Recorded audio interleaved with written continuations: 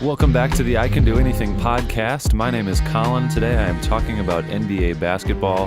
And I just may talk about a few other random things because I can pretty much do anything that I want.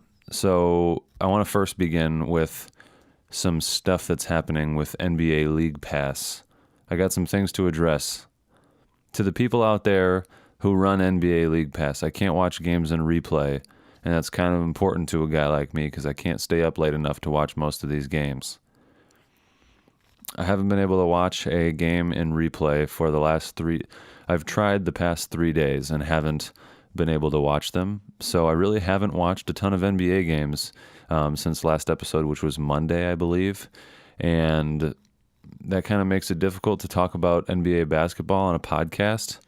I did catch a little bit of I caught the first quarter last night of Rockets Warriors, and I caught a tail end of what was already a blowout between the Raptors and the Spurs. I did see the boos that Kawhi got. I thought that was quite savage of those Spurs people to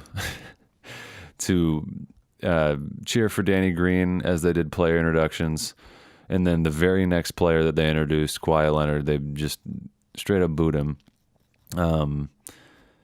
It just seems like they were really going out of their way to boo Kawhi Leonard. And it was kind of circumstantial, I guess, just because they announced Kawhi or Danny Green right beforehand.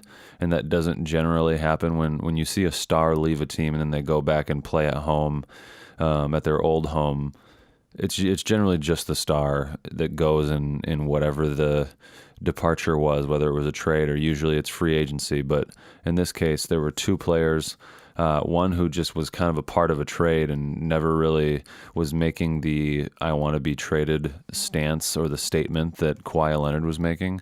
So circumstances were a little different. I don't know that I've ever seen that particular scenario, but I thought it was kind of funny that they cheered for Danny Green and then booed Kawhi Leonard directly after that. And then at some point, I think in the first half, they did a tribute video, which is almost... I think tribute videos are kind of a result of this very, very PC culture that we're living in. It's like we got to make a tribute video for everybody. If they left your team, I don't know. Obviously, not everybody gets tribute videos. It's generally star players that make significant contributions, have won championships, things like that for franchises. But I don't know. I think it's kind of weird. I mean, why not make a tribute video? If I was the guy that worked for the Spurs, that was their video editor, however, I'd be like, well, I don't want to fucking make a Kawhi Leonard, Danny Green tribute video. I got a bunch of other shit that you want me to do. How am I supposed to fit that in? That's where I don't know that I don't know, being my own boss would be great. I would love that. But I almost kind of like to have some sort of direction. I think I'm very spoiled because my boss is really, really good and gives me a ton of freedom. He doesn't even really prioritize my tasks for me. Generally speaking, I think I understand what my priorities are. I've very rarely only had to ask, do you want me to do this project or that project first? Which one comes first? Because I think the way that all of our projects at the university are structured is pretty, now that I've been there for 3 years or so, a little over 3 years, I sort of see I can see the scheduling. There's a pattern, there's homecoming, and then there's the touchdown dinner in February, and then there's graduation in May, and everything in between that is kind of just I don't know, just way less important. I think those are the three big ones that kind of segment our school year, but it's the beginning of the school year, then homecoming, and then Christmas stuff, holiday stuff, and then gala in February, Valentine's Day, whatever, and then a lot of sports in spring, January and February are very sports heavy because of basketball for me. That is another thing I kind of want to talk about. I'll just talk about it now. Fuck it. Trine University has kicked off the MIAA season. Since I'm doing this basketball podcast, I figure that I may talk about, and I'm going to miss a lot of basketball, NBA basketball, especially on Wednesday nights with As the conference season starts, the schedule turns into Wednesdays and Saturdays are basketball games. So I have a basketball game every Wednesday and every Saturday to work, from the control room production booth, running the video board and the 3-play system. So doing all the replays and like player introductions, everything that you see on the board and all the stuff that goes to the live streams. So I'm going to be busy with those on those days, and that's going to be a pretty significant portion of my life. I spend a lot of time in December, January, February, and then into March a little bit, focused on athletic focused things, I guess, basketball specifically, but there's some live streaming of football in the fall, but that's not nearly as intense, just being on Saturday afternoons. So I want to talk about some Trine basketball throughout the school year. Trine in women's and men's basketball played at Hope for the women's team and home against Hope on Wednesday and Thursday this week. Women were Wednesday, men last night, Thursday night, and both got off to, the men's game started off closer. I think Hope led for at least a little portion of the first half in the men's game, but in the women's game, they got off to a 7-0 start. We're up 20 a majority of the game. Hope chipped away at it a little bit in the third, fourth quarters, middle to late third, fourth quarter a little bit, and then the final score of both was, I think the men actually ended up winning by a bigger final score, but the women won by 12 or something. I think the men won by around 20. So a really great conference start for both teams at Trine. It's pretty exciting. I think that both teams, the women's program, the last 2 years has made short runs into the NCAA tournament. The first year they won one game, I believe, in the NCAA tournament, maybe two. And then last year they won two. Yeah, no, the first year, 2 years ago, they won one game. The second year, last year, they won 2 games in the first weekend and then lost the next weekend on the road in Iowa at Wartburg. But I think the men have a pretty good chance of actually, like the men could very well win the conference and win the conference tournament. And I don't think that they'd likely win a game in the NCAA tournament. They may be able to win one game in the NCAA tournament, depending on seeding and what team they drew. But it's going to be an exciting year for Trine basketball. Trine's got probably I don't know these guys nearly as well as I used to know them since I was a part of the team. It's crazy that was like 3, 4, 5, 6 years ago. But yeah, that's a little weird thinking about it now. But I don't know these guys nearly as well. This team seems to be maybe the most overall talented team. I don't think they're nearly as smart, and I don't know if they're as close of a unit as the guys that I was around were, but this is probably the most talented team the men have this year. It's going to be an interesting season, though. I think the women will, with the exception of Hope, who they destroyed Calvin earlier in the season. I think that they'll pretty much cruise to another conference championship, and we'll get an automatic, even if they don't win the conference tournament. I could probably see them splitting with Hope again this year, depending on where the conference tournament game or where the conference tournament was hosted for the women. I could probably see them splitting in the regular season, and then basically whoever hosts will likely win that conference tournament championship game. But even if the women don't win the conference tournament, they'll get an automatic bid. I think that's what happened last year. They lost the conference tournament, split with Hope, and then got an automatic bid. Ended up winning 2 games and then running into a really good Wartburg team that was just. I was in Iowa for that game doing some filming, and Wartburg was just really, really well-rounded, really skilled, and a very disciplined basketball team. Their point guard was really, really solid. They had a couple good girls that were pretty good inside, just really fundamentally sound. I can't believe I'm talking about women's basketball. I have hated women's basketball for a majority of my life, actually my entire life, and now I'm kind of thrust into it, and I have some special interests. I haven't been able to watch much basketball because of this NBA League Pass thing. However, I think the MVP race, I didn't do the Matrix the last couple the last couple weeks. I don't know why I was thinking years. The last couple of weeks I haven't done the MVP Matrix because of the holidays. I didn't record it all last week. And the week before, I was doing some shit. I don't remember why I didn't do it. Again, I can do anything, so I just didn't do it. You know what I'm saying? But the MVP Matrix for this week, I want you to think about the MVP Matrix as kind of like golf, because the scoring is like golf.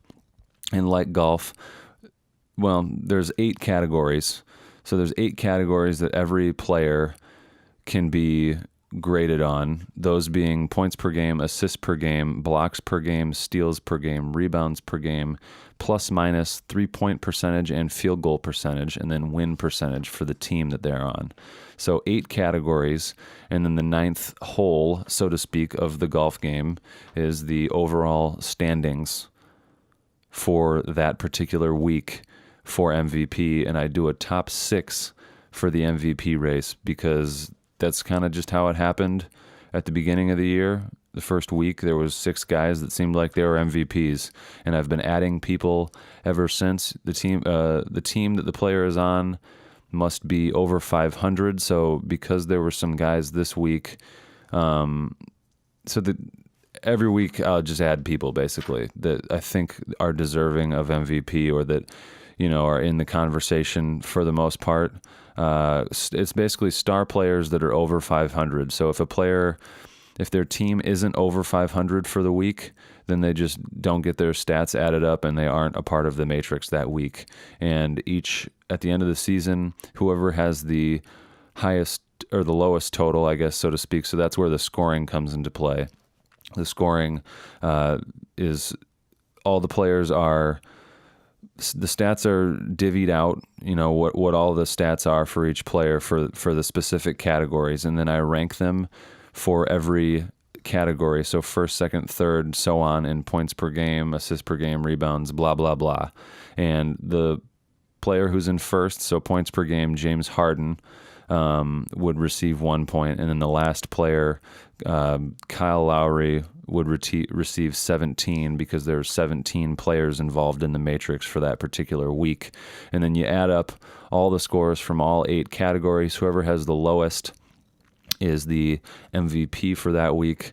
I don't know how they decide in the NBA who is the player of the week in each conference. I think it's kind of just you look at the stats from the week, and a lot of times, like James Harden was last week in the Western Conference, and a lot of times it's just very obvious. Like James Harden is pretty fucking obviously the MVP from that last week and possibly from this week as well.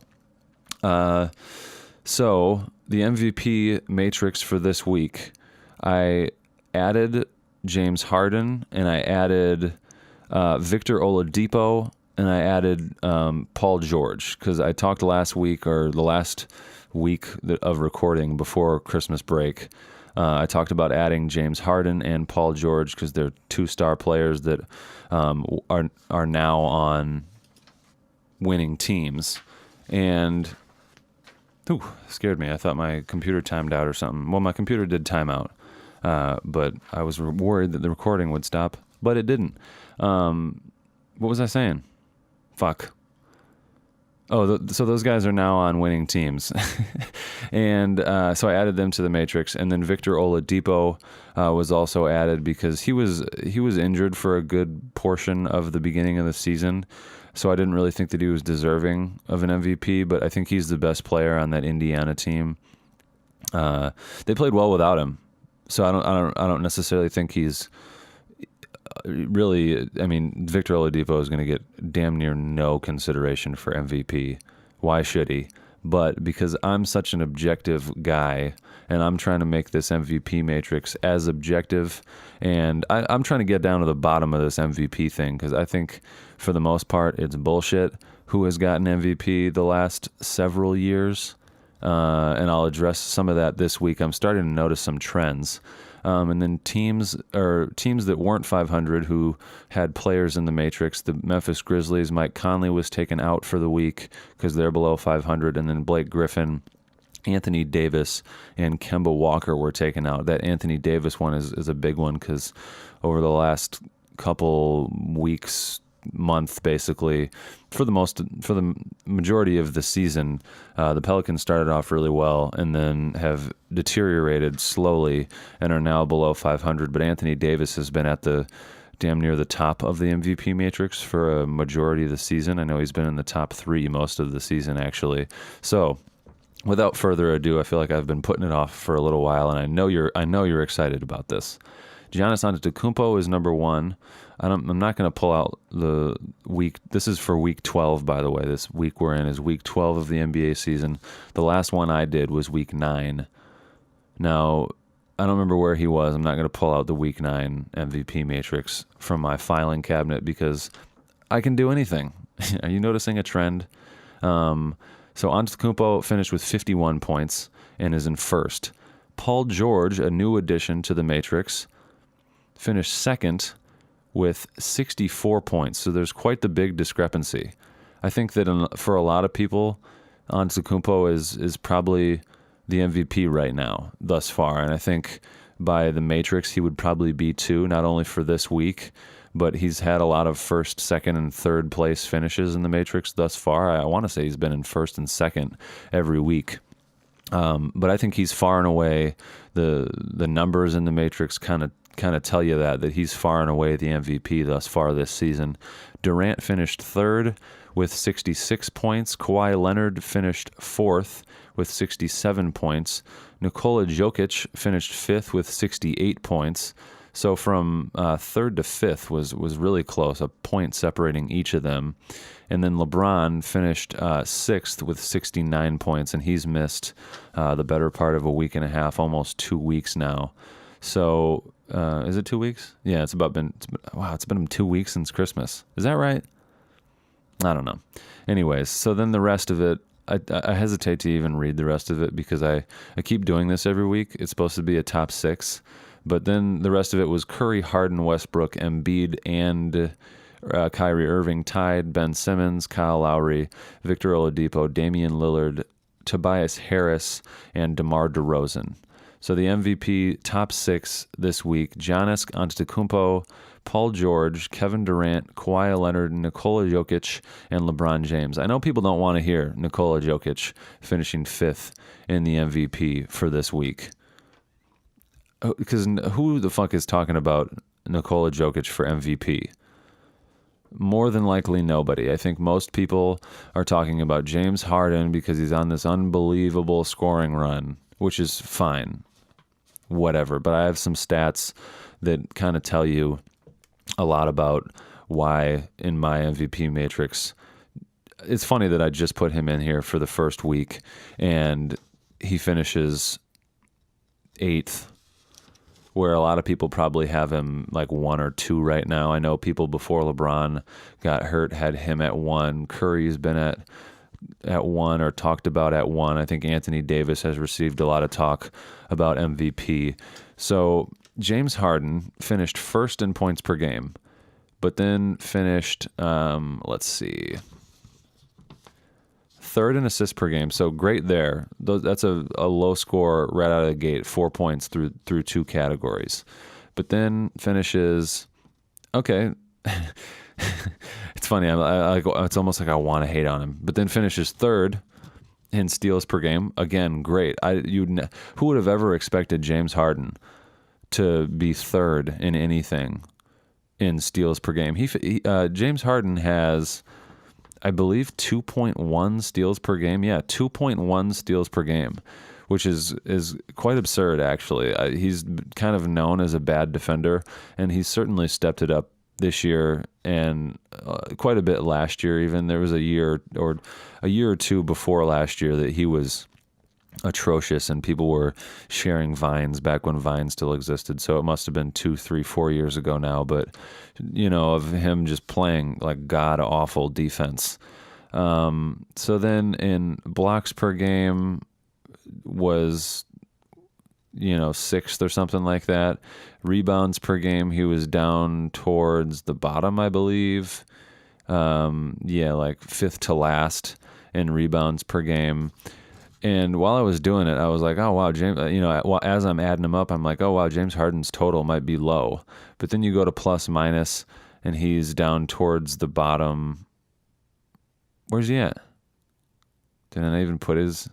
No, I had to have. Oh, yeah, he's second to last, tied for second to last in plus minus, which I put a lot of weight into. I know a lot of people.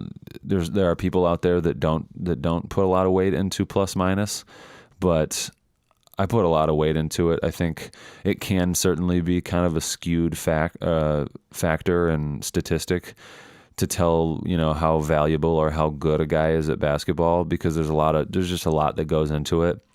But I find it to be important. The 3-point percentage, although he takes a bunch of them. His 3-point percentage isn't bad, but his field goal percentage, fourth to last. And then win percentage was right in the middle of the pack-ish. Maybe I'm just hard on James Harden. I don't know. I could just be really hard on James Harden. But I just don't, like in a guy like LeBron, who finished sixth in the MVP matrix. You go through, as you go through all this, he's not first in a lot of categories, but he's just not the worst in a lot of categories. Like, he's just overall solid. Fourth in points per game, sixth in assists per game, steals per game, he's like middle of the pack. Blocks per game, he's above average. 1, 2, 3, 4, tied for fifth in blocks per game. Rebounds per game, he's right in the middle of the pack, above average at sixth in rebounds per game. And then plus minus, he's actually quite bad, just 2 above Harden. LeBron's plus minus right now is 2.8, which isn't very good. The highest plus minus was Lowry, and his is 9.4. This font on this spreadsheet that I have is super small. 3-point percentage, LeBron is shooting a much better 3-point percentage than he ever has, but is right in the middle of the pack, middle to above average for the pack. And then field goal percentage, he's third. I just think Harden shoots a pretty poor field goal percentage, a pretty poor 3-point percentage. And the reason he scores so much is because he takes so many shots. He took 16 fucking 3-pointers in a game like a week or so ago. And then his win percentage is certainly climbing, but he's I was talking about LeBron. LeBron actually finished last in win percentage among eligible players for the MVP matrix. They have struggled a little bit without him since he left, and so some of that he can't even control at this point, which to me only makes him maybe more valuable. Like, since he's been out, they went from in week 9 being like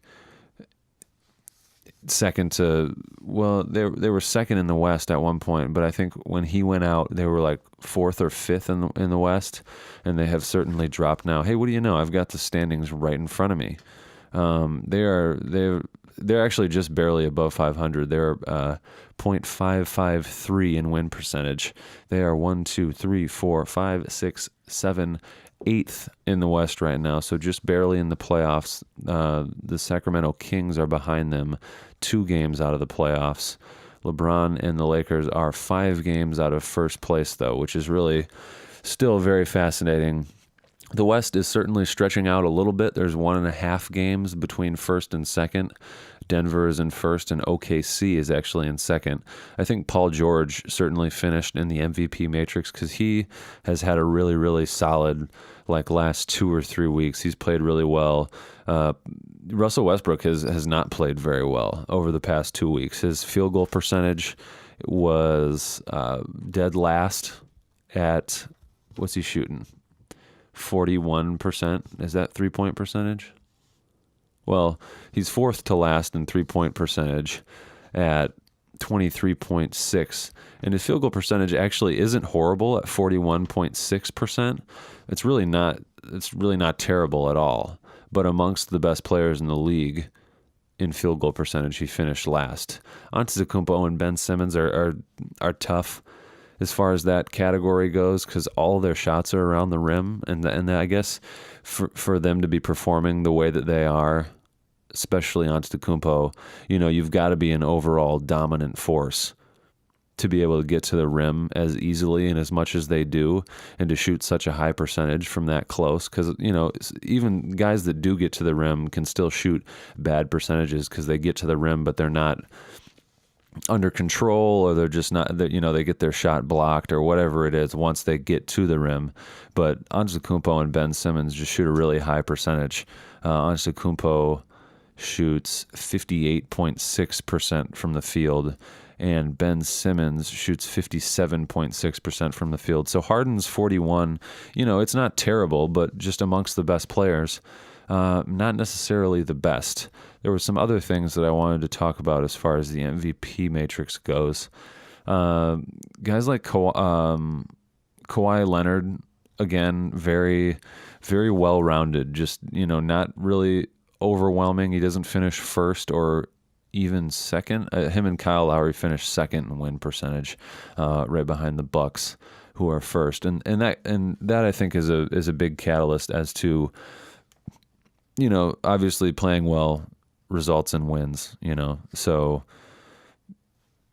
Antetokounmpo is playing really well. It's resulting in wins, and it's resulting in him being first. I guess it all factors in, is what I'm trying to say. So, I think that's really all I've got as far as basketball goes. I want to talk with Dob in the next episode, which we're going to record on Sunday, because he watched the Warriors and the Rockets game live. I couldn't watch it because, again, NBA League Pass is shitting on me and not allowing me to watch games in replay for whatever reason. I was pretty close today to calling the NBA. I almost did it. And they'd have been like, dude, what? I probably wouldn't even be able to reach them. You think I could call the NBA offices and they'd fucking talk to me? I got an NBA podcast, right? No, I just got a podcast where I talk about the NBA mostly. I guess that's a good transition. So I kind of just want to talk about some other shit, since I haven't been able to watch a ton of basketball lately. I've been watching a lot of Bill Burr. I stumbled upon, I believe it was the Joe Rogan interview, the most recent time that he was on the Joe Rogan Experience. Quite possibly the greatest podcast that's out right now. Probably the greatest podcast ever. I don't really think that too many people would dispute that, honestly. But I was watching Bill Burr, who he's got a really fucking great podcast, and it's been going on for a long time as well. I don't think it's been. Something tells me that he started his podcast before Joe Rogan. I know they've both been doing it for a really, really long time, and they're two good friends, which is why the conversation was probably so great. But I was watching their interview. I think that's kind of what got me started on Bill Burr. I really had seen Bill Burr, I used to watch the Herd, Colin Cowherd's radio and television show now on Fox Sports 1 all the time. And I would kind of just I would see Bill Burr. He looked like a regular ass white dude to me. And I was like, that's not that interesting. I don't know why, but I was just never really intrigued by listening to what Bill Burr had to say. Generally speaking, I think guys from Boston are kind of annoying to listen to, and I think a lot of people would probably agree with me that they would probably say that Bill Burr is quite annoying to listen to. He complains all the time, and I think I had seen a lot of his stuff before, or just I hadn't seen a lot of it before. I think I had seen segments of his stuff before, just like little pieces, or maybe I watched him for a little bit and just wasn't all that into it. But I watched him in long form with a good friend of his, Joe Rogan, and he was great. I loved him. He was a relatable guy. I think that getting into him now was probably better, because I think he's at a point now in his life where he's much more well-rounded than he was before. I think before, I just watched his special from 2005 and 2008. I went on a huge run of watching YouTube videos of him. He did these hilarious tours of cities and just like random stuff. He's a big football fan. So he did a tour in LA of the Coliseum and of the the Rose Bowl. And he just riffs on stuff, and he hates like corporations and like fast food restaurants and chains and fat people, and he just like I don't know, he just riffs on stuff, and some of the stuff he comes up with is so goddamn funny. It's like all the stuff that I'm thinking about in my head and that I don't say. We've on a lot of levels, he is, I think, like he does.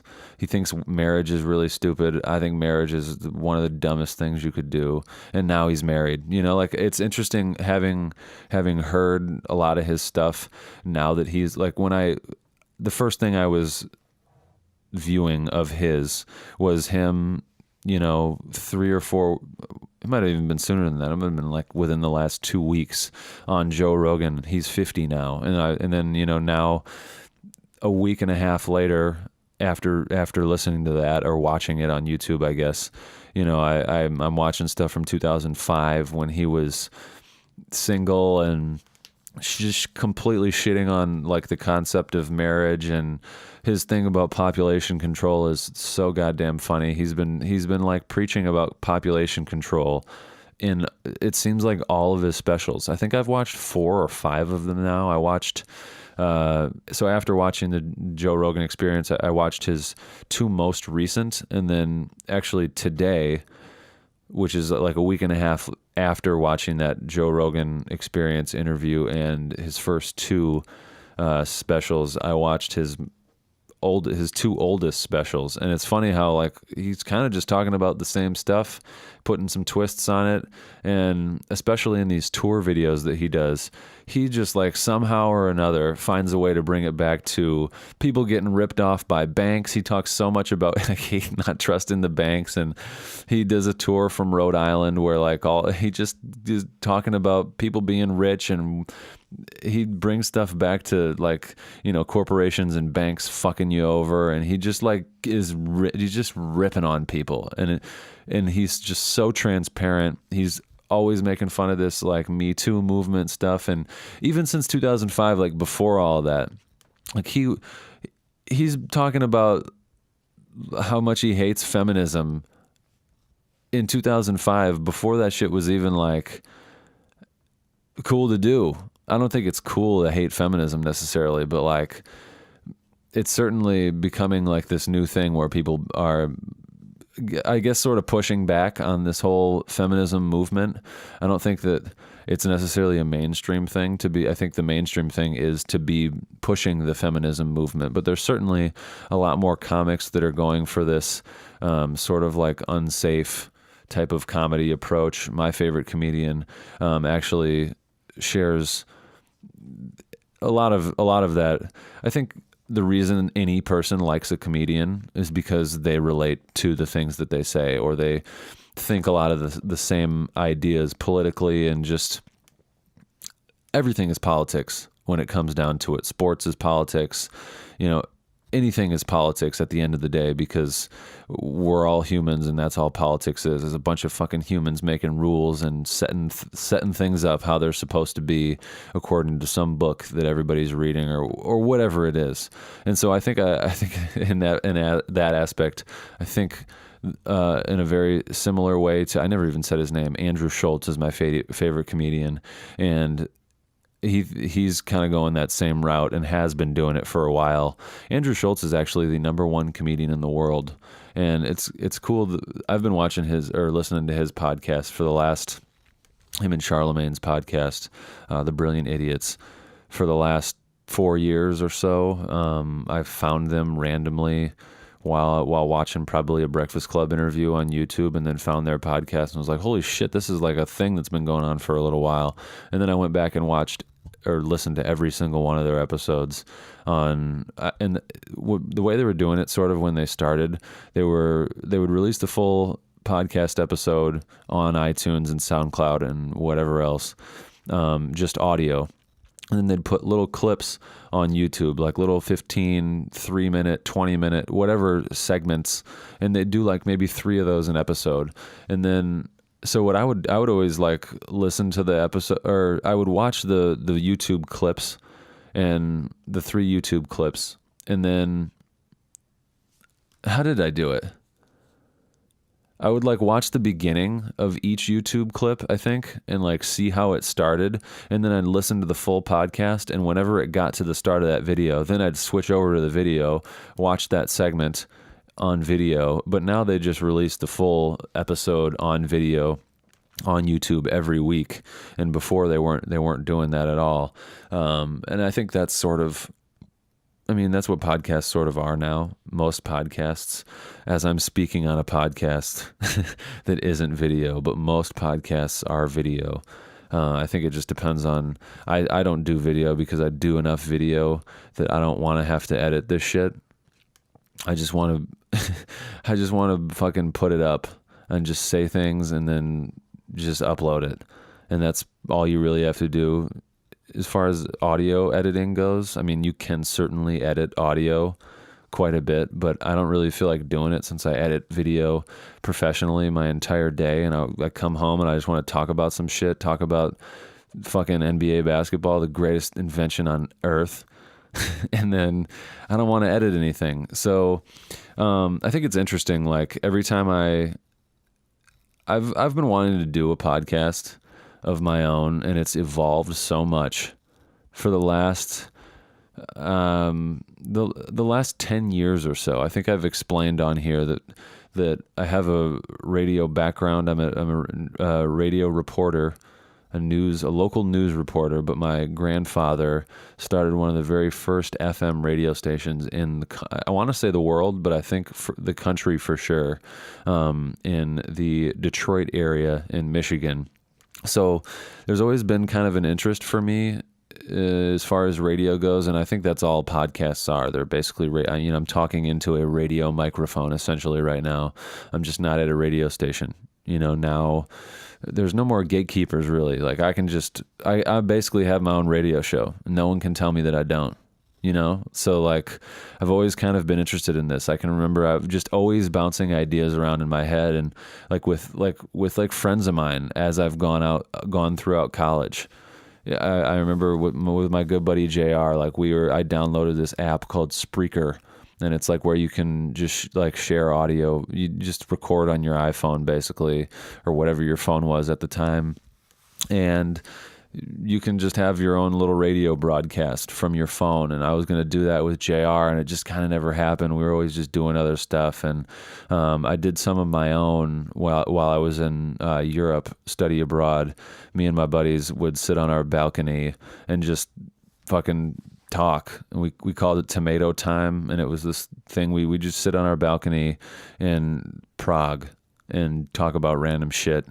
And it was just a lot of fun. I've always just had a really big interest in it.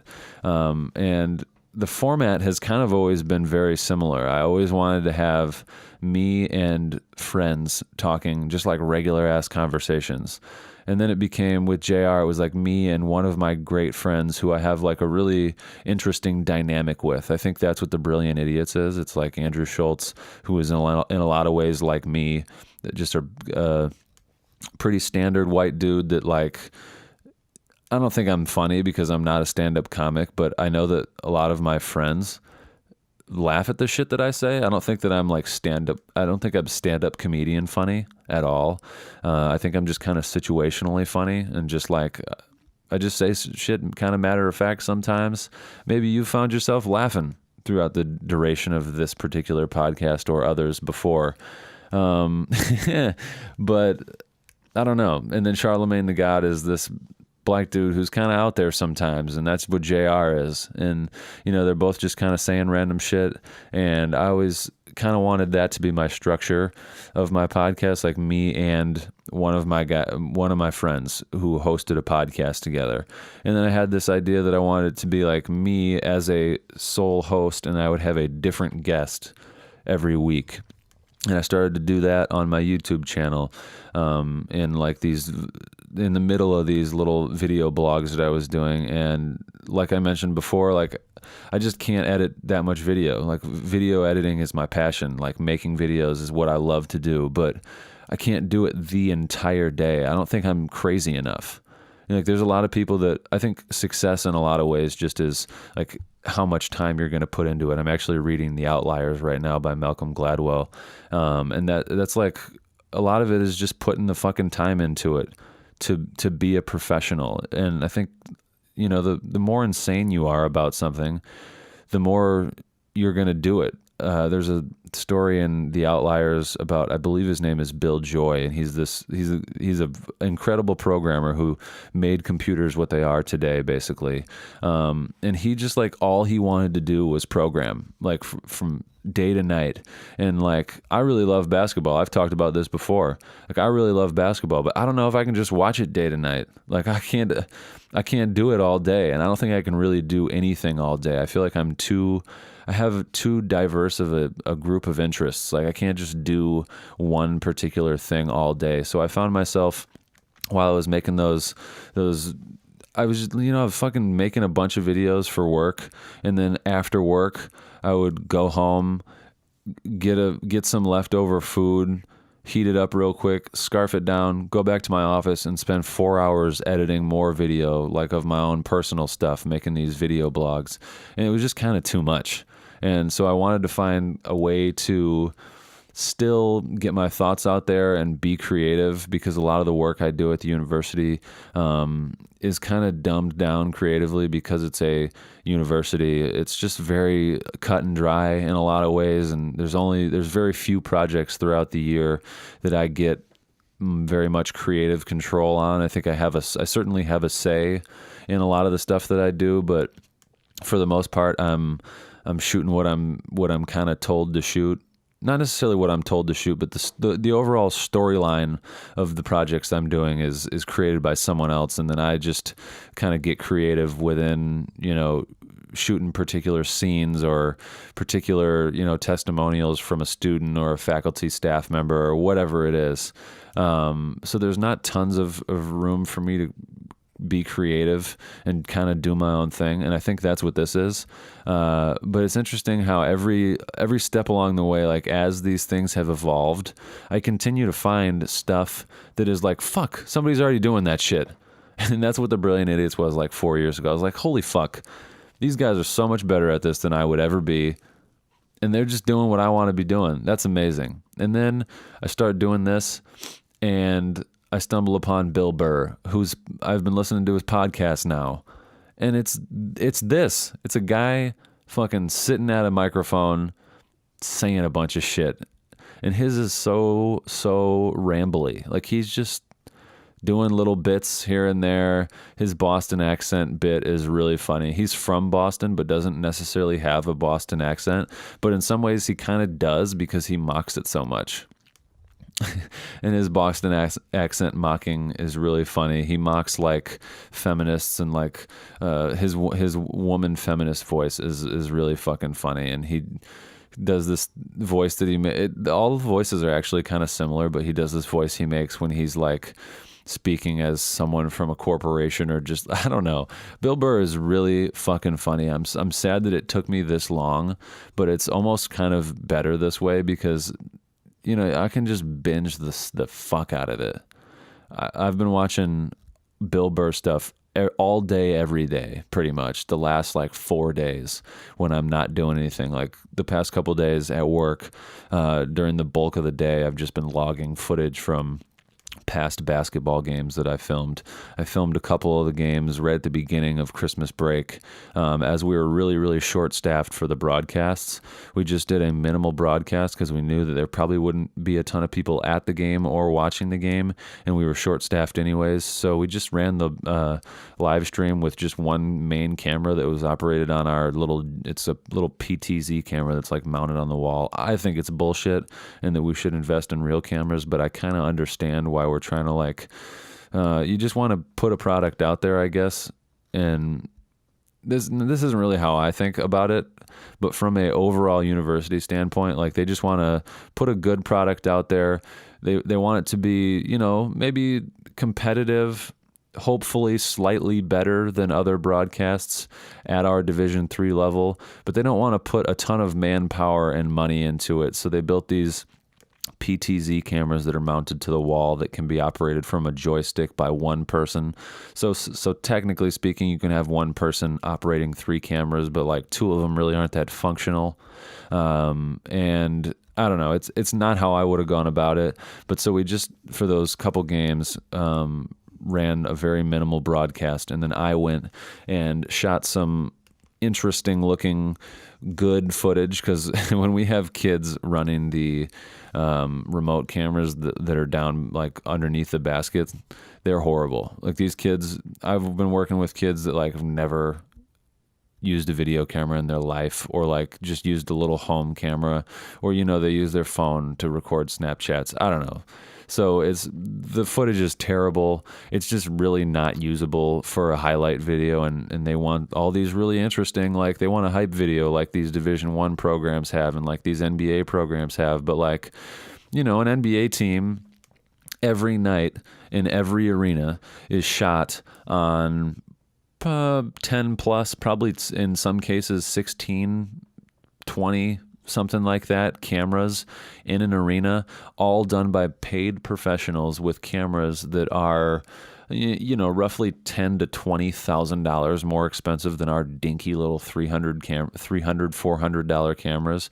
So it's tough from that perspective, like being so close to it. It's really tough to come up with. I can't put together a highlight video, a hype video, like a 1-minute hype video for the beginning of as the basketball teams come out, if nobody's dunking, and if we're not winning games, and if we got kids on dinky little cameras. I'm really going about this. I was so frustrated with this whole thing when we first started it, but now I've kind of come to terms with it. But yeah, so I was shooting some footage early on so I could have some more interesting hype video footage. The executive producer, Josh Hornbacher of the Trine Broadcasting Network, actually suggested that I do that so that I could have some really good professional looking, and I shoot all the stuff in like 120 frames per second, so when it's slowed down it looks really cool. And I think in a hype video like that, like using slow motion footage it does a lot more for the viewer. I think it's just much cleaner, I guess is what I'm trying to say. It just looks clearer, and my camera that I'm shooting on is much clearer than the dinky little $300 fuckers that we have for the live stream cameras. So I was logging a lot of footage from that stuff, from those 2 games that I shot early on Christmas break most of this week, which was, I guess, only Wednesday, Thursday, Friday. We had a short week because of the break, because of what's that day called? New Year's Day. And yeah, I just watched a fuck ton of Bill Burr stuff. Those tours they did of cities, I was laughing so fucking hard. And today I was laughing out loud, like really hard, at those 2 early specials. I think Let It Go and Why Am I Still Doing This, or Why Do I Do This, or something like that, from 2005 and 2007 or 2008, I believe. The guy who I work with, our photographer, who just kept being like, "What the fuck are you laughing?" He didn't say what the fuck, but like, what are you laughing at? Like, why are you laughing so much? Hey man, I'm just having fun at work. Pardon me. I feel like in a lot of workplaces, I don't know if it's like this in a lot of places, but I feel like having fun is like, if people are having fun at work, it's like, are they really, like, people think like, are they really working? Or like, well, you're having fun, you must not be working very hard. I feel bad for people like that, because I have fun at work every fucking day, like a majority of the day. I'm like doing stuff that I'm interested in and laughing and joking around with people. I don't really see people a ton, but yeah, I don't know. I feel like every time he would hear me laugh, like, you must not be doing very much. And I really wasn't. I'm just like, watching video clips of a basketball game, naming them.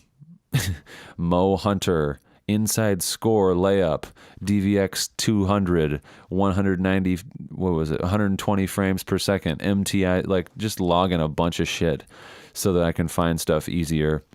That's kind of been one of my projects over the last like 6 months, is just kind of like an overarching project, is just logging a bunch of footage. I think when I used to shoot footage, like when I started, I was like catching up so much that I didn't really ever have time to log stuff. I would just shoot it, put it in a folder that was titled whatever the project was. But I want to, by the end of this coming summer, by like August of 2019, I want to have everything logged for the beginning of the school year. So all the video footage in the 3 years that I've worked at the university, I want it to all be logged in a really, really orderly fashion. And I've started to put together the whole mainframe and kind of like reshuffled a lot of the folders and stuff that I've got, a bunch of stuff you don't give a fuck about, that kind of thing. I don't know that I have a bunch more for you today. I did go to a Michigan State basketball game. I went to the Michigan State and Northern Illinois game on my birthday, actually, on December 29th, last Saturday. And, Michigan State blew them out. I skipped one of my buddy's weddings to go to the Michigan State Northern Illinois game. He was giving me some shit. He's like, oh, Michigan State Northern Illinois. Sounds like you can't miss that one. I did feel a little bad, Chan, that I didn't go to your wedding, but I think weddings are fucking stupid. I think they're just really dumb, and I don't like going to them. As I've been watching Bill Burr, I've sort of realized that like he's having this like inner struggle sort of with like why am I so grumpy and why am I not happy? And he like can't be. He talked at length about like not being able to be around people that are too nice or too happy, and I kind of feel that a lot. Like I'm not happy enough to go to weddings. I don't know. But I kind of felt bad that I skipped his wedding, but I really fucking love being at Michigan State basketball games. Like as a kid, I went to Michigan State basketball camp for like 8 or 9 years. I just love being in the Breslin Center. I think that place is magical. Michigan State basketball has a really, really special place in my heart. They're playing pretty well so far this year. I wasn't too excited at the beginning of the year as far as Michigan State, the recruiting class, I guess, goes. I wasn't too stoked on the recruiting class. Some of the freshmen have played well, or we don't have any standout freshmen, I guess. Like there's no big names like Jaren Jackson Jr. and Miles Bridges. But I think it's a solid overall team. I don't think that they'll make much of a run in the NCAA tournament. Michigan's going to be good. So I don't know if they'll win the Big Ten, but I think they'll probably surprise me. I think these Michigan State teams that aren't ranked as high or aren't necessarily as highly touted on a national scale generally tend to do a little better than the really well-received, well-loved Michigan. I don't know what the fuck I'm saying. The teams that like in the past, Michigan State has been 1 seeds and 2 seeds and like projected by a lot of people to make deep tournament runs and be national champs. I remember the last 2 years with Bridges, a lot of people were picking Michigan State to win the whole thing, and then they just were very disappointing. So this team could very well make a nice little NCAA tournament run, although I don't really want to jinx it. But next episode of this podcast, the I Can Do Anything podcast, my NBA LA Lakers correspondent Addison Dobb will be joining to talk about, a bunch of stuff. The Lakers, the Rockets, and the Warriors from last night, and whatever the fuck we want to talk about, because Dobb and I together, we can do anything.